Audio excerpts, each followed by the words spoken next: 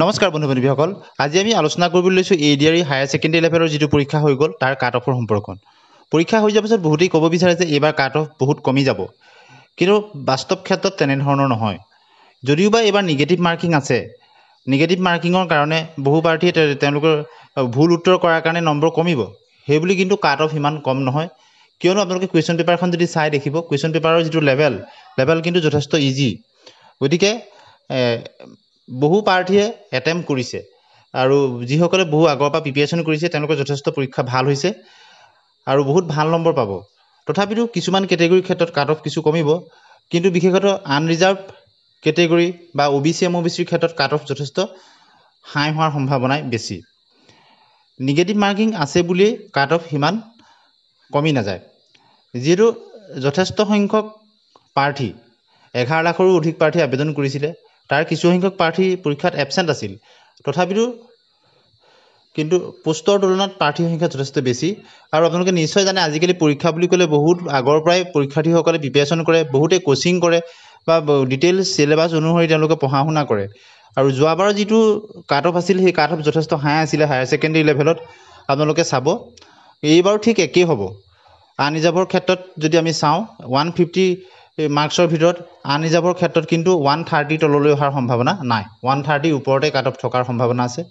ঠিক একেদৰে আমি যদি চাওঁ OBC MOBCৰ ক্ষেত্ৰতো 125ৰ আশে-পাশে থকাৰ সম্ভাৱনা আছে, তাতকৈ তললৈ অহাৰ আশা কিন্তু ক্ষীণ। ঠিক একেদৰে ST প্লেইনছ বা SCৰ ক্ষেত্ৰতো 120ৰ ওচৰে পাজৰে থাকিব। আৰু বাকী থাকিল ST হিলছৰ ক্ষেত্ৰত কাট অফ কমিব, কিয়নো ST হিলছৰ ক্ষেত্ৰত 100ৰ আশে-পাশে কাট অফ থাকিব, 100ৰ তললৈ অহাৰ সম্ভাৱনা কম। যদি টি টাইপছৰ কাৰণে এক্সট্ৰা ৰিজাৰ্ভেশ্যন থাকে তেতিয়া টি টাইপছৰ ক্ষেত্ৰতো কাট অফ কিছু কমিব, কিন্তু কম্পিটিশ্যন যথেষ্ট বেছি। আৰু আপোনালোকে নিশ্চয় জানে যথেষ্ট পঢ়া শুনা কৰে, আজিকালি কোচিং কৰে বহুতে। বিভিন্নজনে যোৱা বছৰ পৰীক্ষাত কিছু নম্বৰৰ কাৰণে নাপালে, তেতিয়াৰ পৰা পঢ়া শুনা কৰি আছে। গতিকে আৰু এইবাৰ কুৱেশ্যনখন যথেষ্ট উজু কুৱেশ্যন বুলিয়ে ক'ব লাগিব। 150ৰ ভিতৰত বহুতে 150 কুৱেশ্যনে এটেম্প কৰিছে আৰু বহুতৰ শুদ্ধ হৈছে। গতিকে বহুতে 140+ পাব, বহুতে 140 ওপৰতে পাব।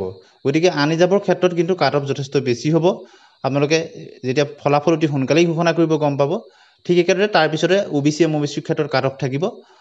আৰু কাট অফ যদি কমে ST হিলছৰ ক্ষেত্ৰত কাট অফ সাধাৰণতেই কমে, 100ৰ ওচৰে পাজৰে থাকিব, কিন্তু আনৰিজাৰ্ভৰ ক্ষেত্ৰত 130 ওপৰত থকাৰ সম্ভাৱনা আছে, OBC MOBCৰ ক্ষেত্ৰত 125ৰ আশে-পাশে থকাৰ সম্ভাৱনা আছে।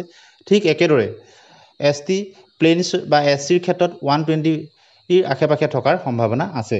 আৰু ST হিলছৰ ক্ষেত্ৰত 100ৰ ওচৰত থাকিব, 100ৰ তললৈ অহাৰ সম্ভাৱনা ক্ষীণ আছে। বহুতেই ক'ব বিচাৰে যে 100ৰ তলত থাকিলেও আহিব, কিন্তু 3000 মাত্ৰ 700 পোষ্ট, তাৰ তুলনাত 11 লাখৰো অধিক প্ৰাৰ্থী। গতিকে আপোনালোকে যিটো ভাবিছে তেনে নহয়, কাট অফ যথেষ্ট হাই হ'ব আৰু বহুত দিনৰ পৰাই প্ৰিপেৰেশ্যন কৰিছে আৰু সেই অনুপাতে কুৱেশ্যনখন বহুতৰ কাৰণে উজু হৈছে এইবাৰ। যদিও বা নিগেটিভ মাৰ্কিং আছে, যিসকলে ভালদৰে পঢ়া শুনা কৰিছে তেওঁলোকে যিখিনি পৰা নাই সেইখিনি এটেম্পেই কৰা নাই, গতিকে তেওঁলোকে নিগেটিভো সিমান নাপাব।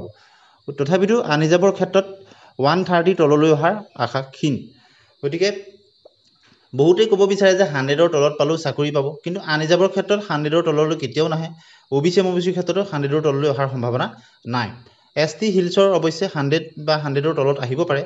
ST প্লেইনছৰ ক্ষেত্ৰতো কিন্তু 110, 120 এনেধৰণতহে কাট অফ ৰ'বগৈ, তাতকৈ তললৈ অহাৰ সম্ভাৱনা ক্ষীণ, কিয়নো পোষ্টৰ সংখ্যা যথেষ্ট কম। যোৱাবাৰো আপোনালোকে চাব হায়াৰ ছেকেণ্ডেৰী লেভেলৰ কাট অফ যথেষ্ট ওপৰত আছিল, গতিকে এইবাৰো যথেষ্ট ওপৰতে হ'ব। প্ৰাৰ্থীৰ সংখ্যা দিনক দিনে বাঢ়িছেহে। বহুতেই তেওঁলোকে বিশ্লেষণ কৰিব বিচাৰে এটা কাৰণতে যে নিগেটিভ মাৰ্কিং আছে, কিন্তু নিগেটিভ চিৰিয়াছ প্ৰাৰ্থীসকলে তেওঁলোকে যিখিনি পৰা নাই, একেবাৰে নোৱাৰাখিনি কৰা নাই, গতিকে তেওঁলোকে নিগেটিভ মাৰ্কিং কম পাব। আৰু যিখিনি 100% পাৰে তেনেকুৱাখিনিহে কৰিছে। তথাপিতো সামগ্ৰিকভাৱে যদি আমি চাওঁ কাট অফ কিন্তু একেবাৰে কম নহয়। আজিলৈ আহোঁ, ধন্যবাদ।